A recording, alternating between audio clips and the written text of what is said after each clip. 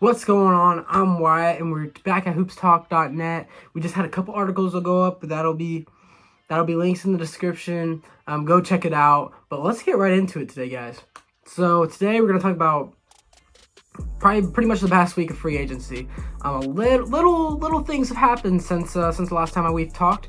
Some guys have been signed, a lot of guards. So we're gonna talk about all those guards. And firstly, we're gonna start out with what just happened just recently. This is not a huge one, but Blake Wesley, who was just traded for Kelly Olynyk from the Spurs to the Washington Wizards, who just got bought out from the Wizards, is now signing with the Portland Trail Blazers, falling behind somebody we're gonna talk about later. For Blake Wesley, I think we're just gonna make this very fast because he's not gonna even be a rotational piece for, I don't think, the Portland Trailblazers. But we'll go try to go fast. As a Spurs fan, I know a lot about Blake Wesley. He came in from Notre Dame.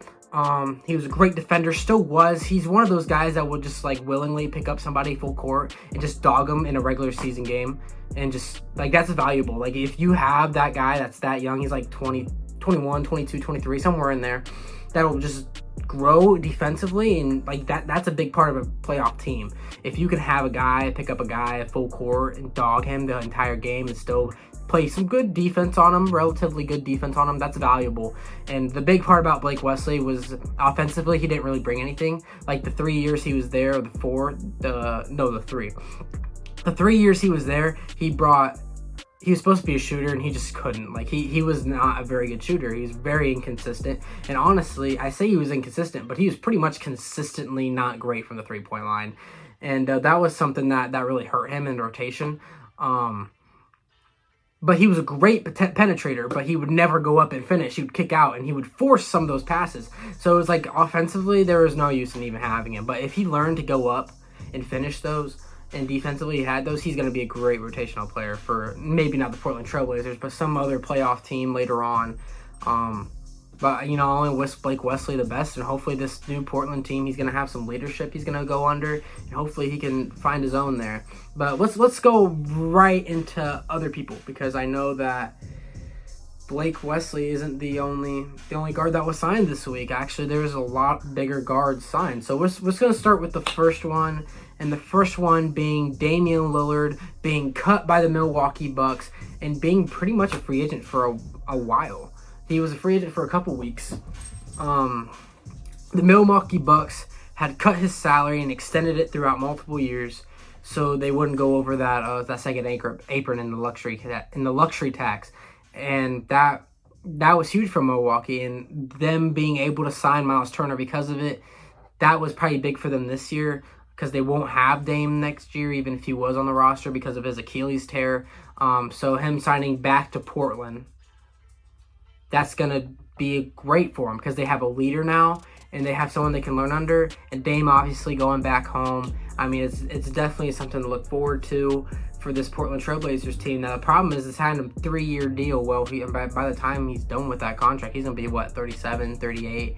I mean, we'll see how good he is by then, especially coming back from an Achilles injury. But we can only guess what's going to happen for him. So we got that for Portland, but they already have Drew Holiday. So they already have a veteran point guard there. So you can learn from Drew Holiday's defense, learn from Dame's knowledge of the offensive end, and put that together to make a pretty good point guard. And who has a great opportunity to learn from both of those guys? The guy that was supposed to be just as good as Wemby by now, and that's Scoot Henderson. He started off his first season, he started half the games. He's behind Malcolm Brogdon, and he was behind Anthony Simons. And then the next season, he just didn't really play that much. I mean, he was behind Anthony Simons. And now that Anthony Simons is gone, he was traded to Boston for Drew Holiday. We'll see if they start Drew Holiday, or if they try to start Drew Holiday and Scoot at the same time. I mean, they got Shaedon Sharpe, they got Denny Abdia, they got Donovan Clingan. They got a lot of young guys who have a lot of potential. I've made an article just specifically about Denny Abdia and how he can become a superstar if he really wanted to. He has all the tools, defensively, offensively. He can be great. Shaedon Sharpe's got the athleticism. He can already score with some of the best young players in the league. Donovan Clingan last year played limited minutes, didn't play that many games, and still led some of the rookies in blocks. Like, he was up there in blocks. He honestly had a lot of double-doubles compared to the games he played. For a rookie, that's just amazing, you know? So defensively, he's a great player. Offensively, he can learn to be a great player, but I feel like Dame could teach him a thing or two. I mean, I get that they're not even the same position, but I mean, he played with Yusuf Nurkic. He played with some good centers who I feel like he led throughout their time together. What the hell is going on here? My dog is under the couch. Anyway, so yeah, Portland, they got a lot to look forward to this year. They didn't just sign Blake West. They didn't just sign Dame, but it gave some younger guys some opportunities. They've sipped out Anthony Simons, who they really did not need anymore. I mean, he was kind of getting up there in age. You know, he was basically just scoring like 25 for them and with no plans of him in the future. So it was nice to see him get out of there. Getting Drew Holiday is kind of questionable, especially now that you signed Dame. But now you can have two guys that can lead the locker room, two guys who probably should be your leaders in the locker room. Like, there's some players that just shouldn't be, and those two are definitely players that should be. So it's going to be interesting to see how Chauncey Billups and the Portland Trailblazers play this year. I mean, they're going to make the playoffs. More than likely, they're not going to make the play-in. And honestly, they're going to have probably a not great record.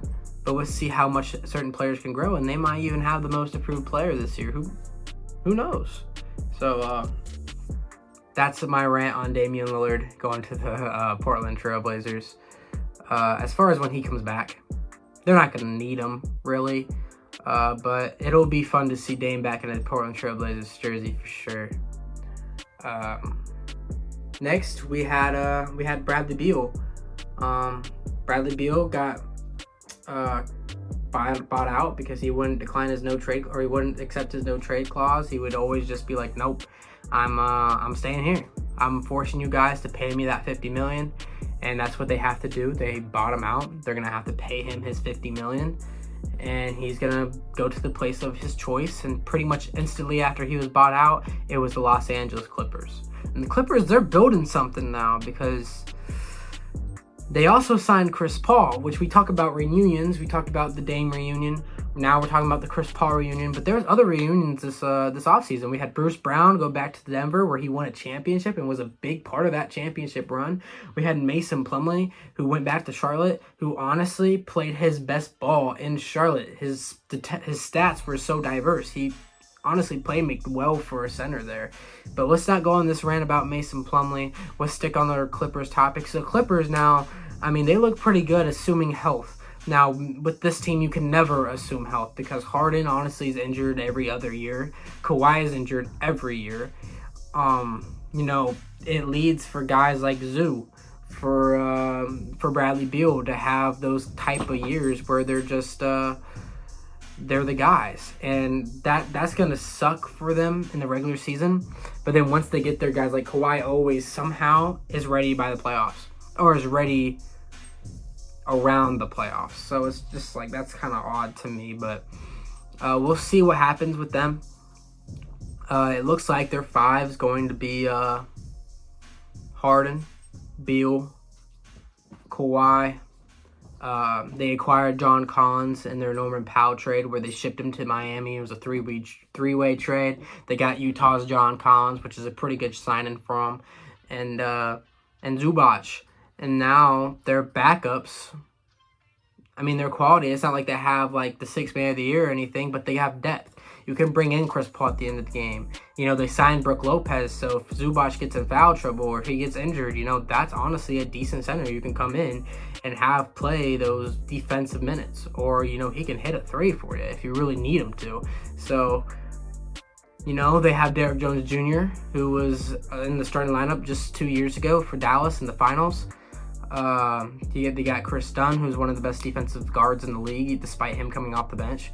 Bogdan Bogdanovic, he's been a good player for the last, 8 years now. I mean, they have got a deep bench, and it's intriguing to see this team, who is relatively older, be able to compete with the OKCs, with the Minnesota Timberwolves, you know, with those kind of teams, the Orlando Magic, so, you know, those teams who are going to go in to their prime soon, who's not there yet, who's just full of young, great players. and be the top seed, and Clippers have the potential to be like the only older team on there. So we could see what happens. I think Chris Paul's fit. As far as now, this is obviously a way different Clippers team. I mean, back when Chris Paul was on it, their best players was Blake Griffin, JJ Redick, DeAndre Jordan. Like, none of those players are there, and barely any of those players are in the league now, if any. I don't think there is any. Like, even their young players that they had back in the day, like Austin Rivers, he's a commentator now. Like, they don't really have any young players from back then. Like, Chris Paul's the only one left. And in the league, the only one left in the league, not just in LA. So now him going back to LA, it's a lot different team. They've been through different eras. They pretty much when that era ended, they had that little rebuilding era, which I say rebuilding, but they're still relatively good. They had like Lou Will, Pat Bev, Montrezl Harrell, and then pretty much Kawhi joined that core. Paul George joined that core, and then it kind of altered since, like, those guys kind of went away, and then it kind of turned into like different role players, and then Paul George left last season, and it's just a new look team. I mean, they got Harden now, they got, so the Bradley Beal joining them, I think is going to be big for him, because it brings kind of like the scoring. It's going to be similar to what Norman Powell did last year, just a lot more veteran leadership in there. But not that they really need that, but to have another veteran can never hurt. So I'd expect like a 17 to 18 point per game season for Bradley Beal. Even if it's like somewhere between 14 to 16, that's still a relatively, productive year for Bradley Beal, especially since they got him for cheap. It was just a buyout. They didn't have to give up anything for him.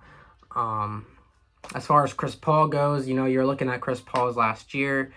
So let's see if he even stays in the rotation. But for San Antonio last season, he was all right. He stayed in the starting lineup for him. Probably shouldn't, with Stephon Castle on the bench for half the year. But we'll see. We'll see where that Clippers team goes. And finally, I want to talk about the LA Lakers. They would go to the other Los Angeles team, and they just picked up former Defensive Player of the Year and NBA not champion, but close to champion, Marcus Smart. This is a great pickup for him.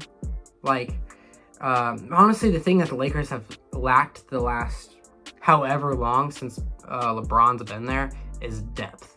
Really, the best year they had depth was the year they won the championship, and honestly, their depth wasn't even that great then. So the fact that they can get, Marcus Smart, who's going to bring something to the locker room, who's going to bring a ton of defense for him off the bench. He facilitates the floor well, way better than D'Angelo Russell did for him, which I just compare those two because they're pretty much both mid-point guards who used to be something great. And I think just Marcus Smart fits them better. They have Luka, so getting a defensive-minded point guard like Smart honestly would be a great duo. We'll see if Smart even starts. I'd assume not. I don't think they'd play Austin Reeves at the 3, and LeBron at the 4, and then Ayton at the 5. That would just be a weird lineup. So, but them getting Ayton this year, them getting Smart, that has expanded their rotation. I mean, they have Rui Hachimura still, Jared Vanderbilt. What's the white guy that was a rookie that went to Tennessee? Dalton Connect. They have, Bronny's honestly looking good in the summer league. Maybe he fights his way into the rotation. Who knows? Who knows? They waived Jordan Goodwin. Did they waive somebody else? They should waive Shake Milton. So they're making room for maybe some more potential candidates to go in there. But for the most part, this is a pretty good team. I mean, we'll see how, Smart hasn't played the same since he got to Memphis and then traded to Washington. Still just hasn't been the same since Boston. But maybe he goes back to that Boston Marcus Smart. Maybe he's just waiting to find that home. So, for LA, I would be pretty excited about this pickup, man, because now it gives you kind of some different lineups that you can try out, which last year it was kind of just like that one lineup where it was like you had Dorian Finney-Smith in at center, or you'd have, Jackson Hayes start off the game and then learn that he can't stay in it.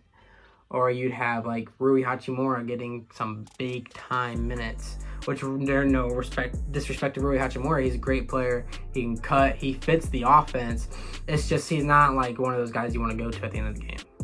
And you have LeBron, you have Luka. So just get a bunch of defenders and guys who can shoot that three, and you're good. Like, you have two great scorers who also are two of the best playmakers in the league.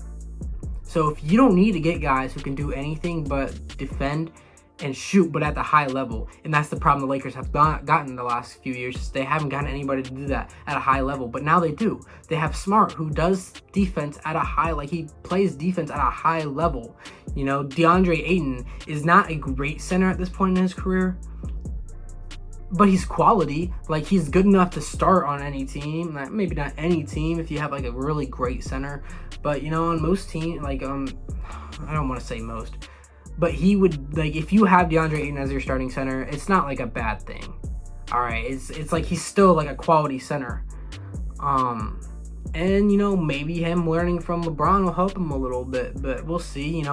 Luka loves that lob threat. You saw in Dallas where Derek Lively was doing that. You saw in Dallas where Daniel Gafford was doing that. And they kind of wanted that to be Jackson Hayes, and he just didn't fit. But DeAndre Ayton could be that guy, and honestly, he's a better lob threat than not only Hayes, but I would say like a Derek Lively.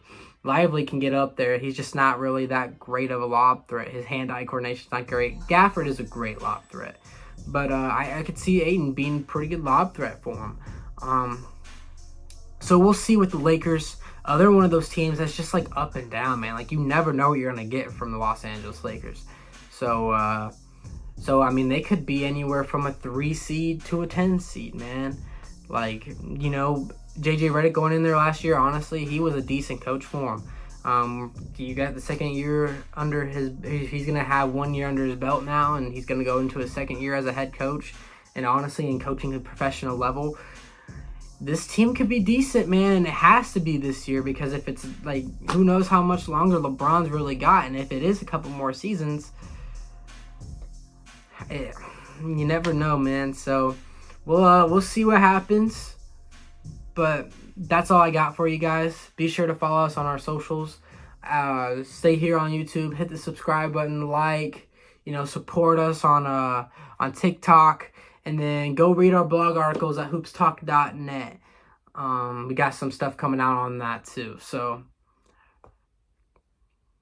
until next time, I don't know when next time's going to be, but next time news drops, you better believe you see me. Peace.